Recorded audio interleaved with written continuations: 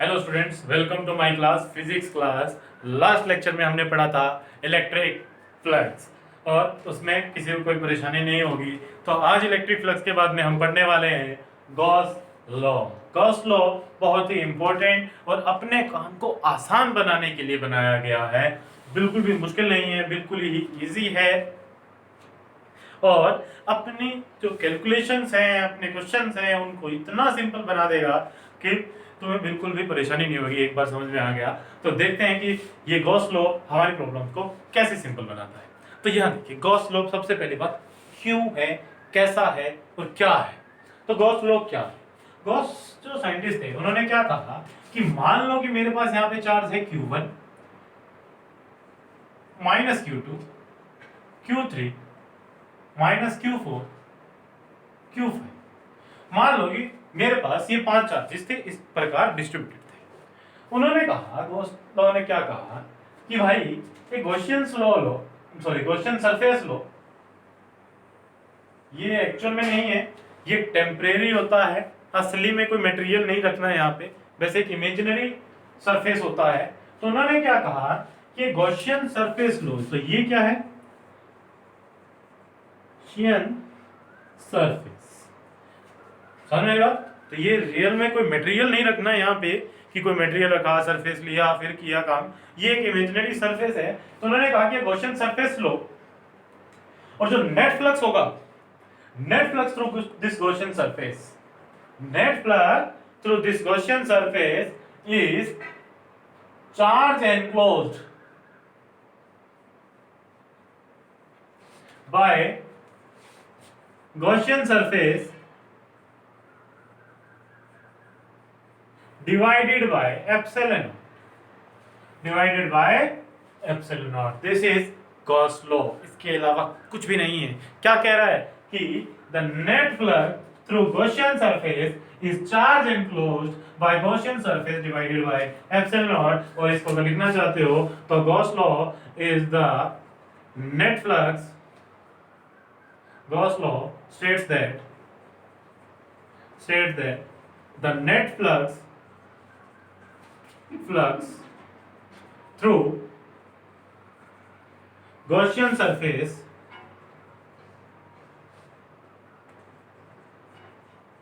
is the net charge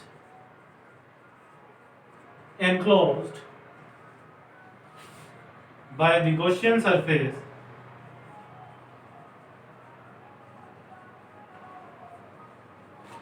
net charge enclosed by the Gaussian surface divided by epsilon naught divided by epsilon naught। तो ये क्या अपना simple सा Gauss law कि मेरा जो भी सिस्टम है उसमें क्या करिए, एक गॉसियन सरफेस बनाइए। गॉसियन सरफेस कैसे बनाने हैं वो मैं तुम्हें आगे बता दूंगा। तो एक गॉसियन सरफेस बनाइए अभी समझने के लिए कि गॉसियन सरफेस बनाया। सरफेस समझ में आता है, surface spherical surface, cylindrical surface, इस टाइप के सरफेस को बोलते हैं। ऐसा नहीं है कि रिंगली जो कड़ा होता है अपना, कड़ा एक रिंग है, सरफेस नहीं है, ठीक है। तो क्यूबिकल सरफेस हो सकता है, सिलेंड्रिकल सरफेस हो सकता है, स्फेरिकल सरफेस हो सकता है। तो एक गॉसियन सरफेस लीजिए और उस गॉसियन सरफेस से जो नेट फ्लक्स होगा, that net flux is the charge enclosed by the Gaussian surface divided by epsilon। मतलब कि उस गॉसियन सरफेस के अंदर जितना टोटल चार्ज है वो सारा charge divided by epsilon naught. तो इस सिचुएशन के लिए मैं फ्लक्स क्या लिखूंगा, that flux is equal to net flux is equal to charge enclosed by Gaussian surface. तो कितना चार्ज एनक्लोज है? Q1 minus Q2 plus Q3 divided by epsilon naught divided by epsilon naught. तो ये क्या मेरा Gauss law है। इस प्रकार मैं लिखता हूं। और बातें देखिए गॉस लॉ के बारे में कि ये जो फ्लक्स आया है, this flux is the net flux due to all the charges present inside or outside the Gaussian surface। मतलब कि ये जो फ्लक्स आई है वो सिर्फ Q1 Q2 Q3 की वजह से नहीं आई, ये सभी चार्जेस, क्या, जो सभी चार्जेस इस गॉसियन सरफेस के या अंदर है या बाहर है, उन सभी चार्जेस की वजह से जो नेट फ्लक्स होगा वो है ये वाली। पर सर यहां फॉर्मूले में हमने सिर्फ Q1 Q2 Q3 को लिया है, हाँ, but in formula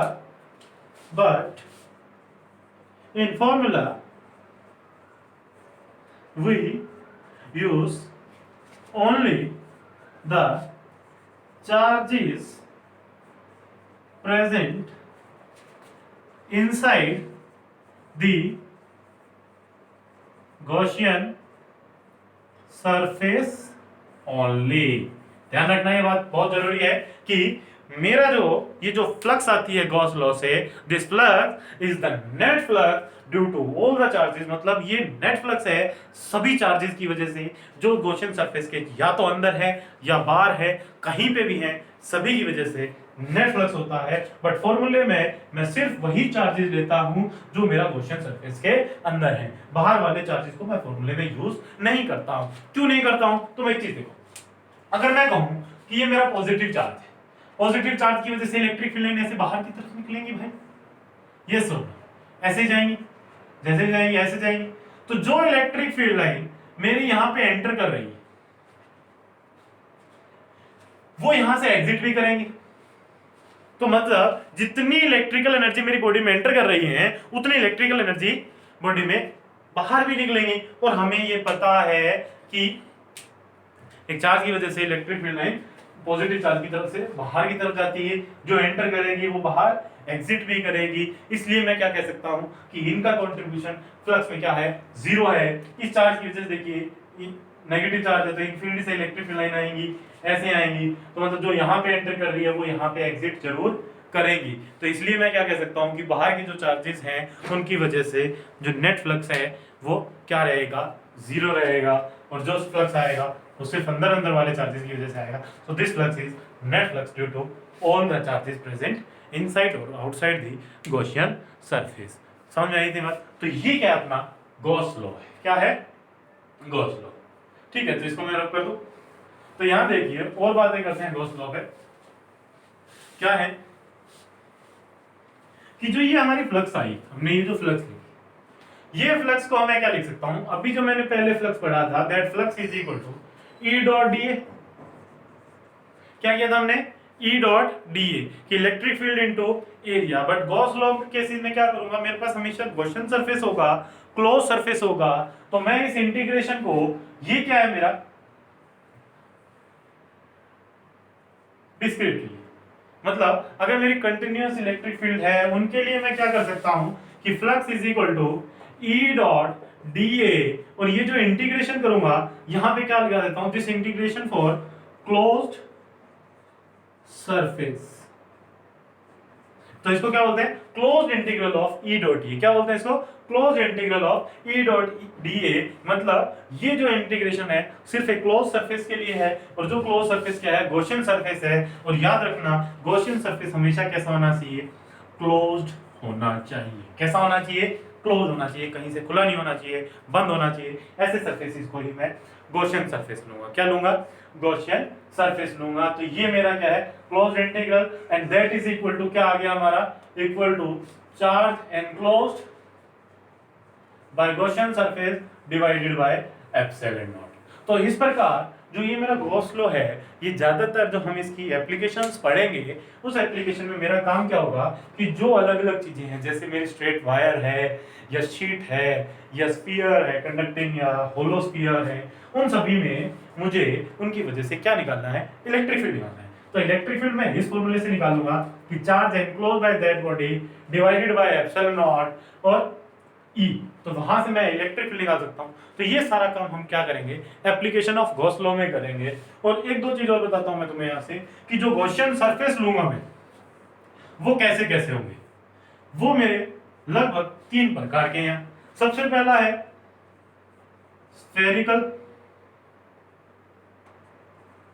spherical Gaussian surface, दूसरा है सिलेंड्रिकल,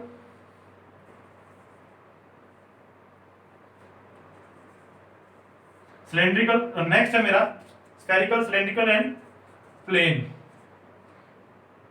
पैरेलल, प्लेन पैरेलल। तो इस प्रकार के मैं गॉसियन सरफेस लूंगा।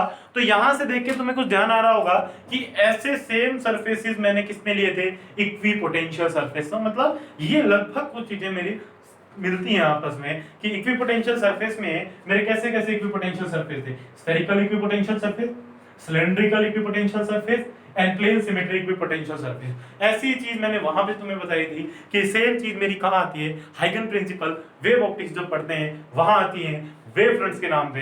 तो स्फेरिकल वेव फ्रंट्स होती हैं वहां पे, सिलेंड्रिकल वेव फ्रंट्स होती हैं। तो इस प्रकार की वेव फ्रंट्स मुझे मिलती हैं। तो ये क्या है, मेरे इस टाइप के गॉसियन सरफेस यूज करता हूं। स्फेरिकल गॉसियन सरफेस में कहां यूज करूंगा, ये स्फेरिकल गॉसियन सरफेस मेरा होगा for point charge, point charge के लिए स्फेरिकल सरफेस यूज करूंगा। और किसके लिए करूंगा भाई, हाँ सर, और किसके लिए, स्फेरिकल सिस्टम के लिए, स्फेरिकल बॉडीज के लिए, मतलब स्फीयर हो गया, सॉलिड स्फीयर हो गया, होलो स्फीयर हो गया, ऐसी बॉडीज के लिए मैं स्फेरिकल गॉसियन सरफेस यूज करूंगा। सिलेंड्रिकल किसके लिए होता है, लाइन चार्ज डिस्ट्रीब्यूशन के लिए यूज होगा। और पैरेलल प्लेट किसके लिए होगा, शीट्स के लिए। किसके लिए होगा, शीट चार्ज। अगर मेरे पास शीट्स हैं, उस पे शीट पे चार्ज दिया है, तो वहां पे मैं क्या करूंगा, अपना plane parallel to the sheets, मतलब इस टाइप की मैं अपनी सिमेट्रीज यूज करूंगा, गॉसियन सरफेस यूज करूंगा। कोई परेशानी किसी को? तो ये क्या था, हमारा गॉस लॉ था। नेक्स्ट वीडियो में हम क्या करेंगे, एप्लीकेशन ऑफ गॉस लॉ, कि इस गॉस लॉ को यूज करके मैं अलग अलग जगह कैसे अप्लाई करूंगा, किस तरीके से अप्लाई करूंगा, और मेरे रिजल्ट इलेक्ट्रिक फील्ड और इलेक्ट्रिक फील्ड के graph with position and distance के साथ हम नेक्स्ट वीडियो में करेंगे। ओके, तो थैंक यू।